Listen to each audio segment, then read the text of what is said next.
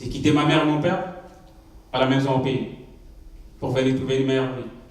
Je suis parti sans le dire à ma mère, ni à mon père. Ma mère m'aime beaucoup, mon père m'aime beaucoup. Enlevez les habits, sinon nous tous on va mourir.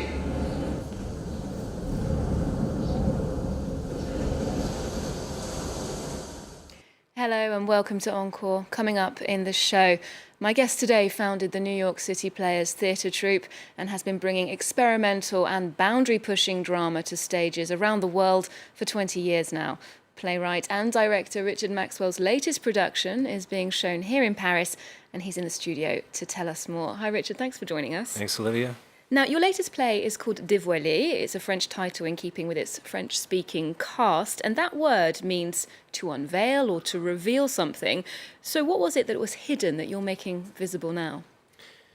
Several things. I think most important, this Schaeffer Squat, which is situated in Aubervilliers in the Valmy district. And I learned about that when I visited Théâtre, Commune, and they invited me to make a show.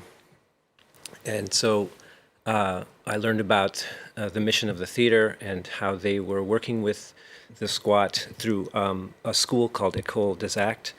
And that school had partnered with the squat to help the people who live there and to actually make a constitution, make rules for the 100 or 150 people that live in that squat. Okay, well, the text of this play, Dévoiler, it wasn't written by one person or author. It was actually put together by people including Abderrahmane Doucouré, Nicolas Elliot, Maxime Fofana, the list goes on. We asked a couple of your collaborators about how you started working together, so let's hear from them.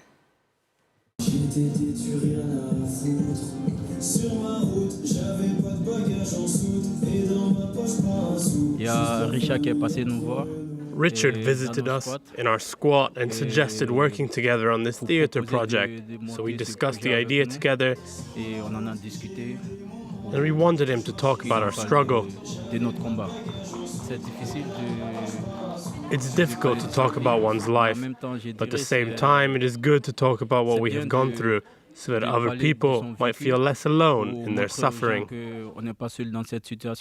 Il a l'intention d'avancer d'une manière ou d'une autre sur sa ligne. Il avancera peut-être, il mourra peut-être, mais il ne tournera pas en arrière. I helped with recruiting people to the team who would call people to see if they were interested in taking part in the project. In the end, we got 8 people, and Richard said to these 8 people, "So I want each of you to draw your dream house. Each person has their own idea, draw it." So from this idea, he said, "Okay, you know what? Everything you've imagined, I'm going to put it on stage."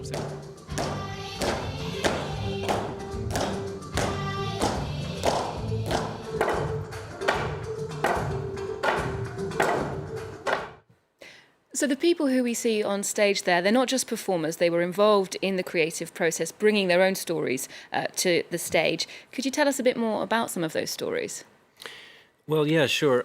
Many of the people who came to France followed a similar route, which is, from Mali. There's a number of people from Mali who went through Niger and Libya, and then wound up at Lampedusa and being processed there, and then put into camps in Italy, and then found their way into France through that route. So we were able to synthesize a lot of those stories into one that way. And that's a central narrative in Dévoiler, this odyssey from Sub-Saharan Africa to Europe with the huge risks that involves. And we spoke to your translator and assistant director, Nicolas Elliot, about that issue, and he told us a bit more about what he learned about that question. To be working in a very intimate process with people from a wide variety of mostly West African countries is an amazing insight into different cultures. And of course, I read the news like everyone else, so I know about the migrant crisis, but to be working with people who actually tell us about what it's like to cross the Mediterranean in a Zodiac or to cross the desert with a fixer to get to Libya is something that requires a lot of thought. Now, migration, this question is nothing new. It's something that affects every continent. And what did you learn about the situation in Europe, perhaps in contrast to what you see in America? Well, what I learned, I think, is that France has a better welfare system for accommodating people in general, and is perhaps more welcoming than the United States. That's my impression. But something somebody told me who lives in Paris and also has lived in America, they felt like an African who goes to France won't have as good a chance of becoming French as an African who goes to America becoming American, which I thought was interesting. That's eye-opening, yeah. And Nicholas worked with you not only on the drama side, but also on the linguistic side of things, interpreting from French into English and back between you and the team. What's it like directing when it's not in your mother tongue? Is it liberating in some way? I don't know if it's liberating. It's a kind of buffer, I suppose. I couldn't have done this show without Nicholas. He was indispensable for translation. So he became like my ear. I mean, he literally is telling me word for word what people are talking about as it's happening. So. And the performers who make up the cast of Dévoiler are all men, and I should imagine that's quite representative of the people who you encountered at the squat in Aubervilliers. And in terms of their experiences, the way they related to the being on the road and some of the perhaps trauma they might have encountered there, what did you learn about masculinity in this process? I don't know that I learned anything about masculinity. It wasn't part of the design to make a show with only men. In fact, we had a couple women involved in the project early on who couldn't commit to the project in the end because of their commitments at home. So I mean, my attitude is, if you want to be a part of this show, then meet me at the theater and we'll make a show. And it doesn't matter what gender you are. It just so happened that in this case, it was all men. Mm. And one of those men, the main character, Abdoulaye, seems to be absent from the story, invisible in some way to a certain extent. Why that decision in the staging?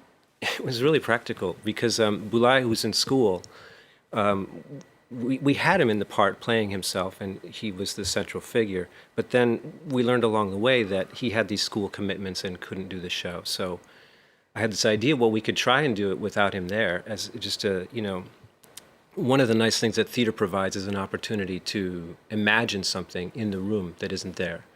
And so we tried it out. The guys were skeptical at first, I think, but then I've slowly warmed to the idea, and then we were pretty excited when we finished a show without the central figure. We finished a run through of the show without the central figure there. And as it so happens, Boulay was in the audience watching that run through, and he said, "I want to do the show." And so I had to say, I had to make a decision there as a director. It's like, do you honor what we've discovered in the process, or do you honor a kind of commitment that is coming from the players? And I found a way, I think, to incorporate both, because we found a way to work Boulay into the show, as you saw, but in a different way than we expected. And it works very well, I think. Now, this theatre is located in Aubervilliers, like the place where many of the people in the play live. And these peripheral neighbourhoods in our capital cities are undergoing enormous transformation at the moment. Here in Paris, for example, the mayor, Anne Hidalgo, is being asked to address the issue of rising housing costs, and that's something that happens around the world. It happens where you live in New York as well.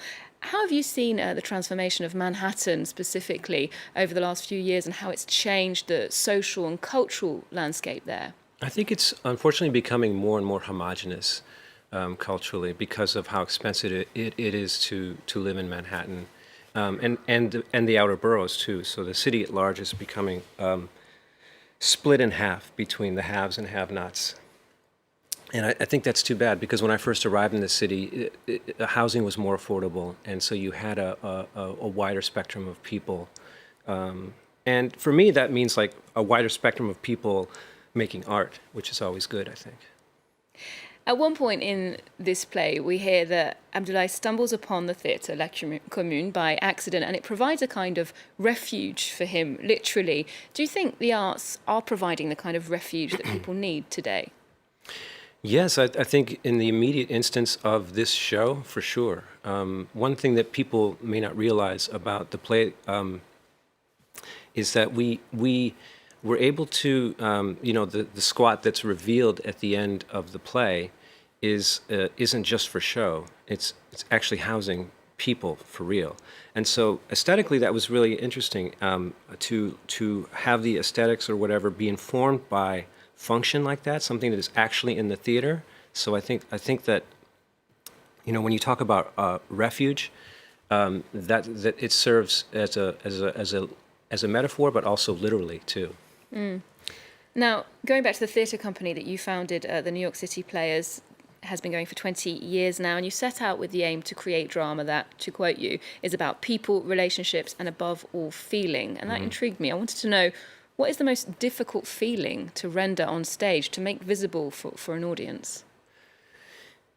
Well, the most difficult feeling, I think, is the one that might occur inside the audience. I wrote that blurb because I feel like stories involve feelings, but that doesn't mean that the feelings of the people involved are important. It actually means that the feelings of the people watching are important. And it's my belief that if you make a show right, that you're opening up the landscape of feeling to each individual viewer, which is something I prefer. An emotional response. Now, finally, we asked you for a cultural tip, and you pointed us in the direction of a museum here in Paris. It's called the Musée Marmottan Monet. And what was it about that gallery that caught your eye? I like this period of painting in like mid-19th century when realism is just starting to break apart, and you see Impressionism take over. And as a storyteller, I really I have a lot of respect for stories that can be told within one frame, and I look at this period of painting because it's a situation where there's no attempt to hide the brushstroke. So it's as much about painting as the subject that's being painted, and I think there's a correlation between that and the work that I make, because I think my work is as much about theater as it is about whatever topic the theater's about. Okay, well, that's definitely one to check out then. Thank you very much for joining us today, Richard Maxwell, and we'll leave you with a glimpse of the current exhibition at the Marmottan, which is a selection of Piet Mondrian's paintings. The Dutch artist is renowned for his abstract works, but this is a look at his lesser-known figurative pieces. That's on show at the moment. Well, do remember to check out our website for more arts and culture, and you can check in with Encore on our social networks too. There's more news coming up on France 24 just after this.